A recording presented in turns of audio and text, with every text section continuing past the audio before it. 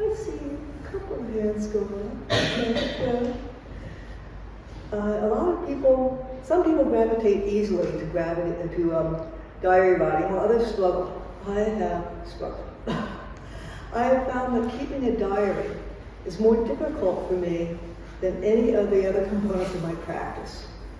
My first diaries seemed mostly to be tally sheets or checklists, which I didn't find to be terribly engaging. Then, as I read more of the scriptures and more about the Dharma of keeping a diary, I was confused because there are two types of diary described in the scriptures: a fixed-term diary and a daily diary. It took me some time to figure out why there were two types and how to use each one. It might seem obvious to you based on the names, but it didn't seem obvious to me. So, I found a description of fixed-term practices in the Principal Book of Won Buddhism. In Part 3, Practice, Chapter 2, it says, in order to have practitioners receive training in the Dharma for fixed terms, the following subjects of fixed-term trainings are established: chanting the Buddha's name, seated meditation, scripture, lecturing, conversation, cases for questioning, the principle of the nature, keeping a fixed-term diary, keeping a daily diary, heedfulness, and deportment, and so forth. I didn't find this description of fixed-term training to be particularly clarifying because it's basically a list of all the regular subjects encountered during daily practice and our weekly temple visits. And both types of diary were included in that list for fixed-term training. So that left me wondering, if these are all subjects for a fixed term, how is a fixed term different from daily practice? And how is a fixed-term diary different from a daily diary? I read on and found some helpful clarification in Chapter 6, the Dharma of keeping a diary. The Dharma of keeping a daily diary has been established in order for everyone, whether lay or ordained, learned or ignorant, to review for that day the handling of affairs in a mindful or unmindful fashion, the state of one's studies, and whether or not one transgressed the precepts. So what that says to me is that the basic topics of a daily diary should include: how are you being mindful? What are you studying? And how successful are you in keeping the precepts? Mindfulness was further defined to be acting with heedfulness and choosing what courses of action to do or not to do, regardless of how the action turned out. In other words, an action carried out with heedfulness may not necessarily turn out successfully. That means being mindful of one's intent and actions is more important than the actual outcome. It is whether one was mindful or mindless in daily thoughts and actions that should be recorded in one's diary, whether the outcome was successful or not. I was finding more clarity, but I was still wondering, how is a daily diary different from a fixed-term diary? So as I kept reading the Dharma of keeping a diary, I found this. The Dharma of keeping a fixed-term diary has been established in order to have practitioners who are undergoing training in either a seminary or a Som center record for the day the number of hours they worked, their income or expenditures for that day, the specific handling of the functioning of their bodies and minds, and their awakenings and impressions. So that told me that a fixed term is a period of special, deeper training beyond our normal daily practice, such as retreats at the Won Dharma Center or half-day retreats at our temple. So this finally became clear to me when I began going on retreats at the Won Dharma Center. At the retreats, time was often scheduled for writing daily in our diaries. It was then that I finally realized the course of fixed-term diary and a daily diary overlap, because one is not going to cease their daily diary while on retreat. They're going to expand it. The fixed-term diary will include deeper guided reflections on experiences beyond what is normal for times at home or during temple visits. Retreat experiences, may include work shifts for the benefit of the community, such as the last retreat I went on, where we did daily kitchen cleanup, garlic peeling, and garlic field weeding. The typical retreat day includes many more hours of structured time than a weekly Dharma service, with participants taking part in lectures, discussions, studies, and both sitting and moving meditation sessions, all designed to inspire more reflection on the functioning of our minds.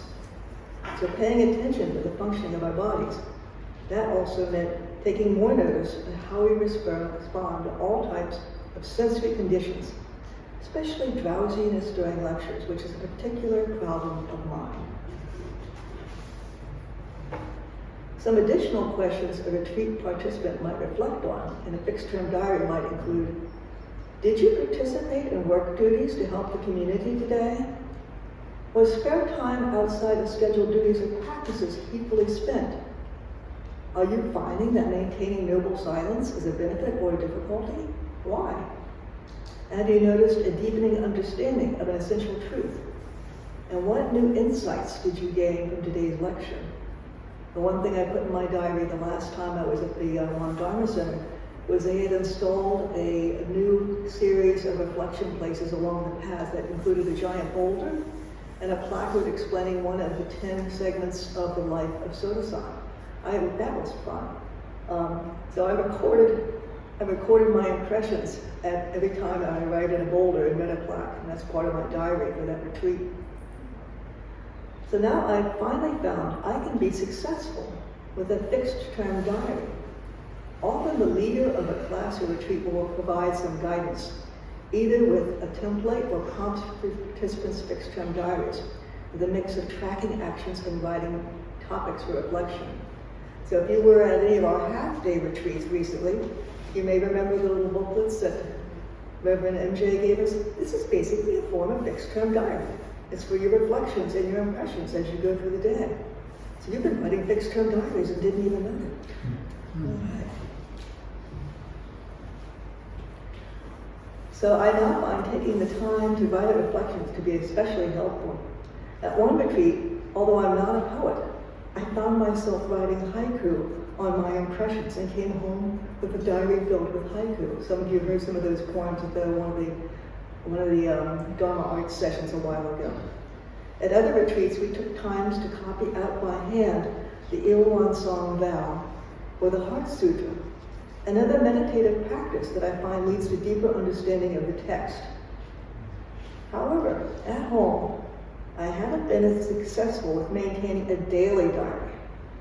My practice fell apart for various reasons. Sometimes I didn't schedule enough time in my day for diary writing, and I went to bed because I was too sleepy to write. And in the morning, I didn't remember what I was thinking yesterday.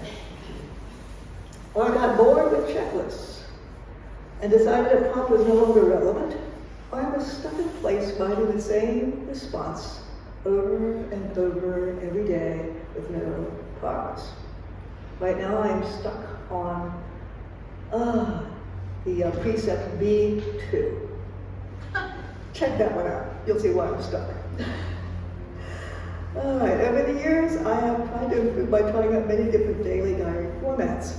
Several of them have shared printed diary templates, some of them very helpful. And I've crafted computer tables and spreadsheets that worked for a while, and then became tedious, but I found that they weren't really easy to check. Some templates were basically versions of bean counting to keep a tally of times mindful versus unmindful.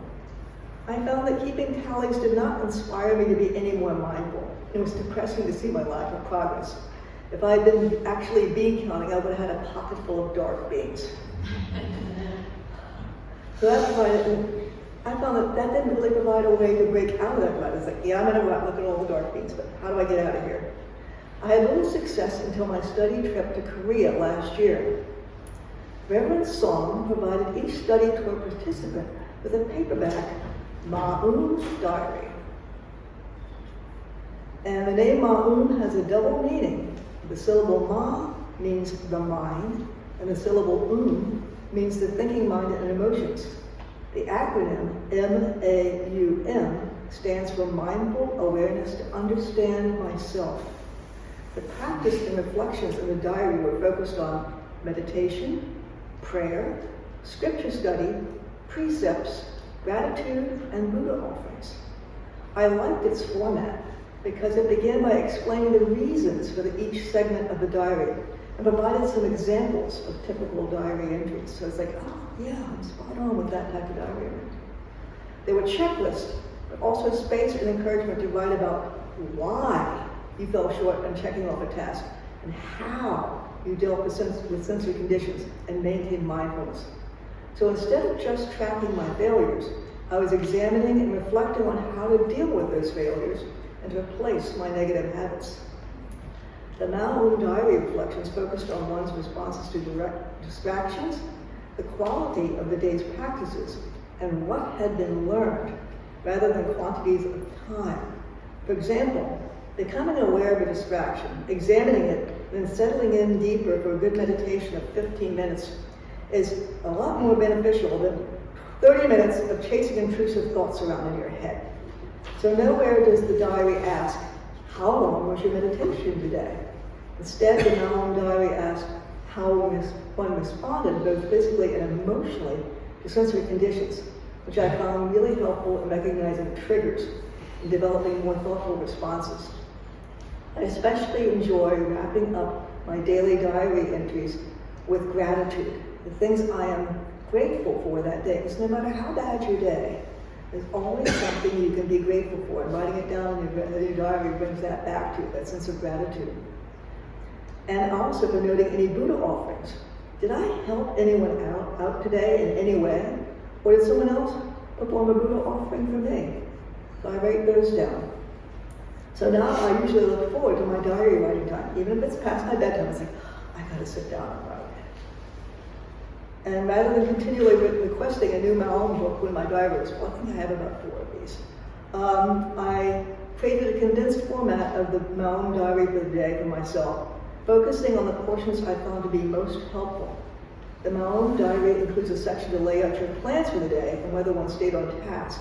But I found it redundant to recopy plans that are already on my calendar. So my diary layout is now less focused on my plans and preparation for the day, and more on tracking whether those plans were carried out, and more on written reflections on my reactions to sensory conditions, my degree of mindfulness, notable impressions and reflections, expressing gratitude and recognizing Buddha offerings. As I finish a month, I review my entries and look for patterns of behavior. This is new for me to actually go back and review my diary. With having a layout like that encourages it. So I look for patterns of behavior and reflect on how I am or am not making progress. Every day I strive to record whether there's something to be grateful for and whether I've developed any new questions, impressions, or growths in awareness. So if you're struggling with the diary, try another format. Or for a while, just narrow it down what you're tracking. Perhaps just choose 3 aspects of practice you want most to improve, such as your mindfulness, studies, and precepts. There's not one best way. There's not one format for your diary. You can choose what works for you. Explore, reflect, and keep on writing. Okay? Thank you, everybody. Thank you for the Dharma talk. Do you have any question or sharing about this? Feel free to share your thoughts.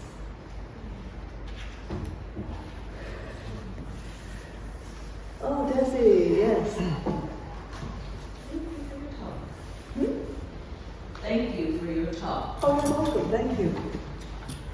I'm curious. I understand psychology talks about how writing is good for helping increase being able to see the big picture.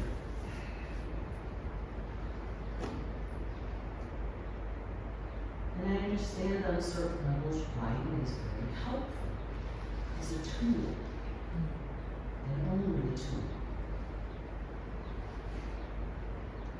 How does it look for you? How does your diary and diary process contribute to stillness, to quiet, and then also the ability to tap into that stillness when it's time to interact? I ask you only because from stillness. Yeah, that's why I choose to write my diary at the end of the day. I can turn down the house lights. It's quiet.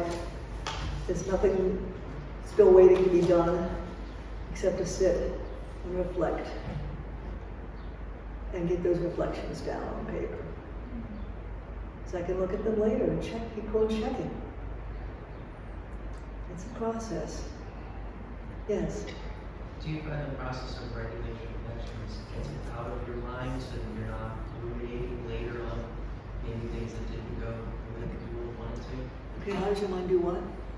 Does it help your mind release some of the things that it might get stuck on? Oh, The yeah. process of getting it through writing. Yeah, because like you can get it down out of your head and into your hand and into your pen and onto the paper. You can let go of it. You say, yeah, I really messed up yesterday and I didn't blah, blah, blah, blah, blah, blah, blah, but I'm not going to dwell on it. It's down. I recorded that. It's done. I can move on. And I have some tips or ideas on how to move on because I sat with it. Yes? You find a difference between actually using a pen and paper or a computer to type? Good question. Yes, I found a very definite difference.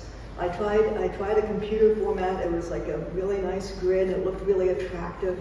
And at first I really liked it, but I didn't get that sensation about letting it go. I didn't get that hand-eye connection of like, okay, from here to here to here, and out with the fingertips and onto the paper. And going and clicking and looking back at things on my computer just didn't seem to have the same depth as looking at my papers. With the, okay, look at that. I reflected on precepts every day, but I'm still stuck on B2. So having the paper, I found to be a lot more helpful. Yes. Thank you for your talk, Kathleen. My journal seems to go between like long form, just like trying to find a better word than word vomit, but that's not coming to mind. So there you go. And the bean counting. So I really enjoyed this talk. I got a lot out of it, and I wanted to ask you to repeat. What is it? How would you say like? The way that you're journaling now, like what are the prompts that you're using? You said them in your talk, but I wanted to make sure. Okay, you said something about I said something about bean counting or getting beyond. Prompts. What was that? The prompts that you use to journal. The Okay. ones that you like to use now that you've tried all these different forms of journaling. What are the ones that you like to use now that serve you most? Okay, you mean the format of the one I use now? Yeah. Okay, well, it's similar to this. That includes the same sections on you're reflecting on your practice, reflecting on your amount of mindfulness, reflecting on, oh gosh, it's in there somewhere. Did you attend temple today? Did you study today? What did you study? So it has all those categories, but space to write about rather than just checking off a multiple list. Yeah, I did that, did that, did that. There's space also to write about it, reflect about it.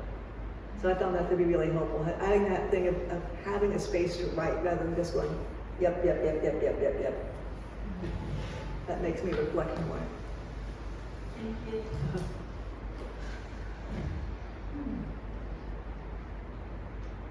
All right. Go home and try to write a diary tonight. Experiment with format.